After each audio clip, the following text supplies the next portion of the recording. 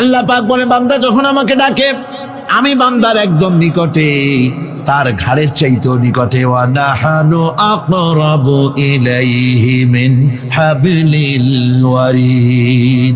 আমি আমার বান্দার সারা যে রগের উপরে তার মাথা, এর থেকেও আমি আমার বান্দার বেশি নিকটে। সুবহানাল্লাহ পড়েন। আমি তোমার কাছে, আমার কাছে মাপ চাও, যত বড় গুনাহ হোক। ওয়া ক্বালা রাব্বুকুম উদউনি আস্তাজিব লাকুম। তোমার প্রভু তোমাকে ডেকে বলেছে আমাকে ডাকো, আমি মাফ করে দেবো। সুবহানাল্লাহ। কত বড় কথা, আমাকে ডাকো, নিরাশ হয়েও না, হতাশ হয়েও না। আল্লাহর গজব বেশি না রহমত বেশি?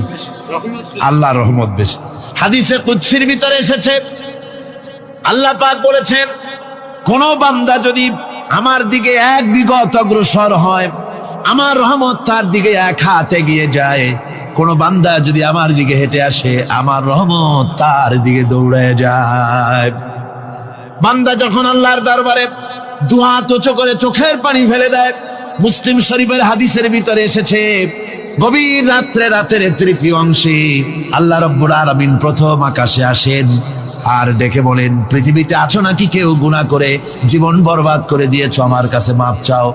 ঋণগ্রস্ত আছো, অসুস্থ আছো, অপমানিত আছো, কে আছো মাজলুম, আমাকে ডাকো, আমার কাছে বলো, আমি ডাকের সাড়া দেব, জীবনের আশা পূরণ করে দেব।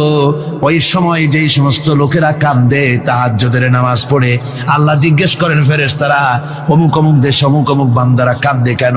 ফেরেশতারা বলে রব্বুল আলামিন তুমি তো ভালো করে জানো। আল্লাহ বলেন জানি, তবু তোমাদের মুখে শুনতে চাই। তারা বলে রব্বুল আলামিন তোমার এই বান্দা গুনাহ করেছি, গুনাহর জন্য মাপ চায়, জাহান্নাম থেকে বাঁচতে চায়। আল্লাহ পাক বলেন ফেরেশতারা আমার এই বান্দারা আমারে দেখেছে নাকি? বলে দেখে নাই। বলে আমার দোজখ দেখেছে নাকি? বলে না, তাও দেখে নাই। আমার বেহেশত দেখেছে নাকি? বলে না, তাও দেখে নাই। আল্লাহ পাক বলেন ফেরেশতারা সাক্ষী থাকো, ওরা আমাকে দেখে নাই, আমার বেহেশত দোজখ কিছুই দেখে নাই, শুধুমাত্র আমার নবীর কথা, আমার কোরআনের কথা বিশ্বাস করে আরামের ঘুমকে হারাম করে যেভাবে তারা কাঁদতেছে, সাক্ষী থেকে যাও ফেরেশতারা, আমার রহমতের দরিয়ায় জোশ মেরেছে, আমার ওই ক্রন্দনরত বান্দাগুলিকে আমি আল্লাহ মাফ করে দিলাম। সুতরাং মুমিন বান্দা যারা, আল্লাহর মুমিন বান্দা যারা, এই ইমানের কোয়ালিটি, এটাও হতাশায় নিরাশায় ভেঙে পড়বে না। গুনাহ তো মানুষই করে, গুনাহ হয়ে গেছে, মাপ চাও। তোমার গুনাহ কদ্দুর? তোমার গুনাহ যদি হয় পাহাড় সমান, আল্লাহর রহমত আকাশ সমান।